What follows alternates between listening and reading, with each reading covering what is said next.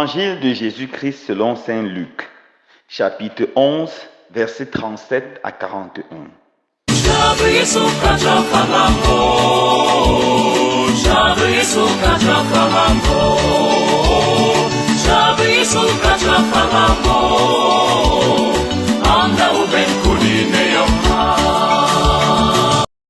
En ce temps-là, pendant que Jésus parlait, un pharisien l'invita pour le repas de midi.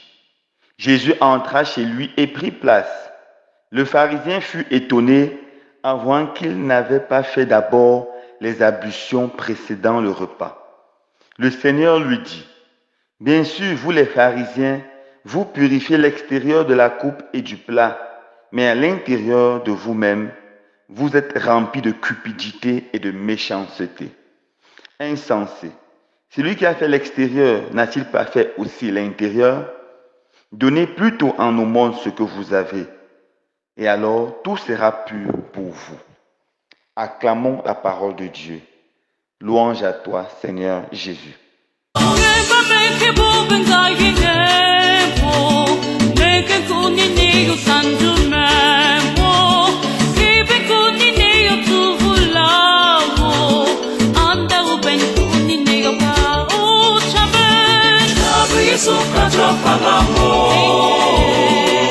Frères et sœurs bien-aimés, dans l'évangile de ce jour, saint Luc nous présente Jésus qui entre chez un pharisien suite à son invitation. C'est beau, mes frères et sœurs bien-aimés, de voir Jésus qui accepte l'invitation d'un pharisien. Les pharisiens qui étaient ses plus grands détracteurs, ceux qui l'attaquaient le plus, ceux qui le combattaient le plus. Mais Jésus, dans sa bonté, accepte toute invitation. Peu importe qui tu es, toi qui m'écoutes aujourd'hui, Jésus attend que tu l'invites dans ton cœur, que tu l'invites dans ta vie, que tu l'invites dans ta maison. Et il viendra, il prendra place, il soupera avec toi. Voici, je me tiens à la porte de ton cœur et je frappe. Si tu écoutes ma voix et tu ouvres la porte, j'entrerai chez toi et je passerai du bon temps avec toi, nous dit Jésus. Alors ce pharisien invite Jésus et Jésus, une fois chez lui, s'assoit et commence à prendre son repas. Il ne commence pas par faire les ablutions telles que la loi prescrivait. Les pharisiens, qui étaient des personnes très méticuleuses, des personnes qui observaient les détails de la loi, se mettent à s'étonner. Mais pourquoi Jésus fait-il cela? Lui qui est un grand maître, qui enseigne avec puissance et autorité. Mais pourquoi Jésus fait-il cela? Allez, Jésus prend la parole et dit ceci. Bien sûr, vous les pharisiens, vous purifiez l'extérieur de la coupe et du plat, mais à l'intérieur de vous-même, vous êtes remplis de cupidité et de méchanceté. Par ces paroles assez dures, Jésus veut souligner quelque chose de très important. L'intérieur est plus important pour le Seigneur que l'extérieur. Les pharisiens, en observant les rituels de la loi, s'éloignaient de ce qui était essentiel, l'essence de la loi, le cœur de la loi. Ils s'appliquaient à purifier l'extérieur, ils s'appliquaient à respecter les détails de la loi, mais ils oubliaient ce qui était fondamental dans la loi, l'amour véritable de Dieu et l'amour véritable du prochain. Bien qu'ils s'attachaient aux aspects extérieurs de la loi, leur cœur était rempli de cupidité. Ils avaient un amour débordant pour l'argent et leur cœur était rempli de méchanceté. Ils n'aimaient pas vraiment leur prochain.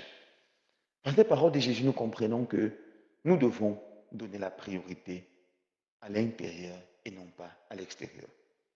En général, toutes les religions vivent grâce aux rites, aux rituels. C'est à cause de cela, ou par ces différents rites et rituels, que les religions peuvent être vues de façon extérieure. Mais nous devons comprendre que l'essence de la religion ne doit jamais être les rites, mais d'abord un cœur totalement donné à Dieu et débordant de charité pour son prochain. Nous pouvons respecter tous les rites de notre Église. Nous pouvons être à la messe tous les dimanches. Nous pouvons être assidus dans les génuflexions, les signes de croix. Nous pouvons faire beaucoup de pratiques extérieures. Mais est-ce que notre cœur est totalement donné à Dieu? Est-ce que notre cœur est rempli de charité pour notre prochain? Voilà ce qui est essentiel et fondamental pour Dieu. Souvent, les religions se perdent dans les détails. Jésus ne nous attend pas sur les détails, mais il nous attend une fois encore sur la charité et sur l'amour véritable de Dieu. Comment est-ce qu'on juge l'amour de Dieu si on trouve vraiment le temps pour Dieu? Si chaque jour, chaque jour, je trouve 15 minutes, 30 minutes, 1 heure pour entrer dans ma chambre, dans un lieu, seul à seul avec Dieu, pour le contempler, le parler, lui dire combien je l'aime. Voilà ce qui me prouve que j'aime vraiment le Seigneur. Si je trouve le temps pour prendre la parole de Dieu, la Sainte Bible, je la médite avec assiduité. Voilà une preuve que j'aime le Seigneur. Si je peux m'enfermer dans ma chambre et je prends mon chapelet en ma main et je commence à prier avec ferveur, voilà un signe que j'aime Dieu. Quel est le signe que j'aime mon prochain? Si je suis heureux de voir mon prochain heureux. Si je travaille pour rendre mon prochain heureux. Si je suis capable à me sacrifier pour rendre l'autre heureux, alors j'aime vraiment mon prochain. Alors j'ai compris l'essence de la religion que Jésus a apportée. Que le Seigneur donne la grâce de nous attacher, premièrement, à ce qui est essentiel, à l'amour véritable de Dieu et à une charité débordante pour notre prochain. Loué soit Jésus-Christ.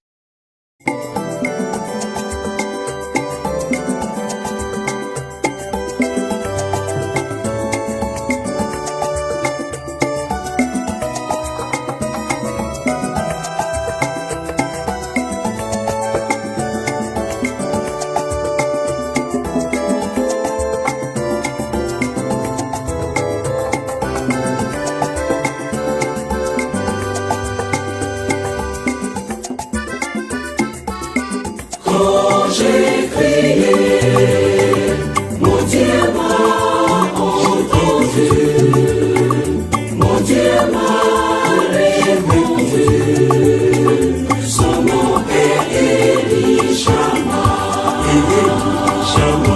Quand j'ai crié, mon Dieu m'a entendu, mon Dieu m'a répondu. Son nom est Elishama.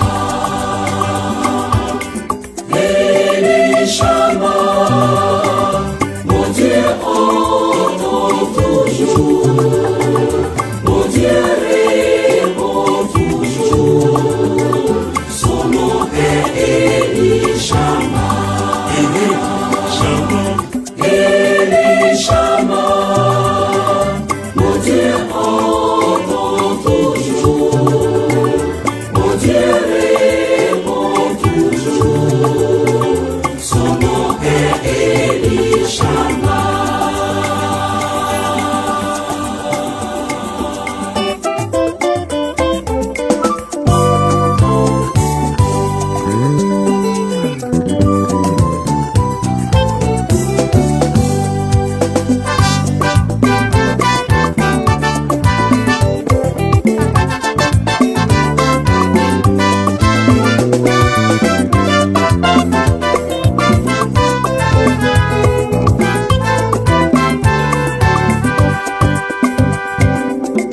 Quand j'ai crié, mon Dieu m'a entendu, mon Dieu m'a répondu. Son nom est Elishama. Quand j'ai crié, mon Dieu m'a entendu, mon Dieu m'a répondu.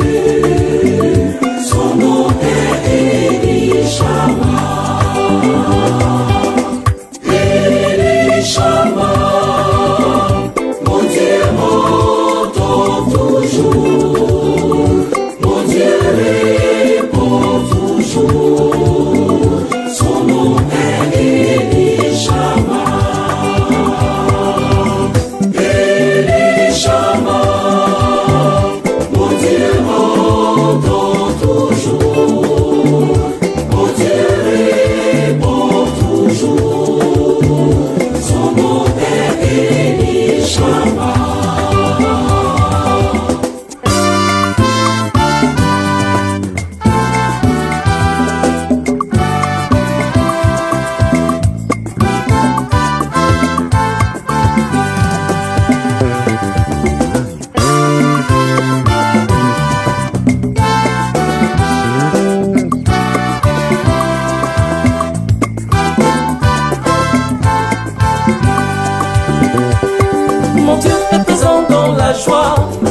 présent dans la tristesse. Mon Dieu entend toujours.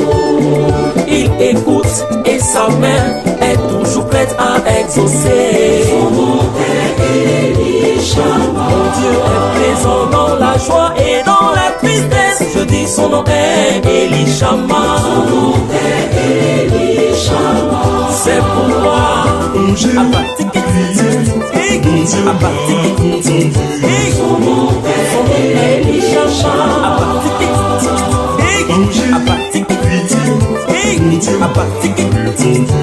Son nom est Elishama.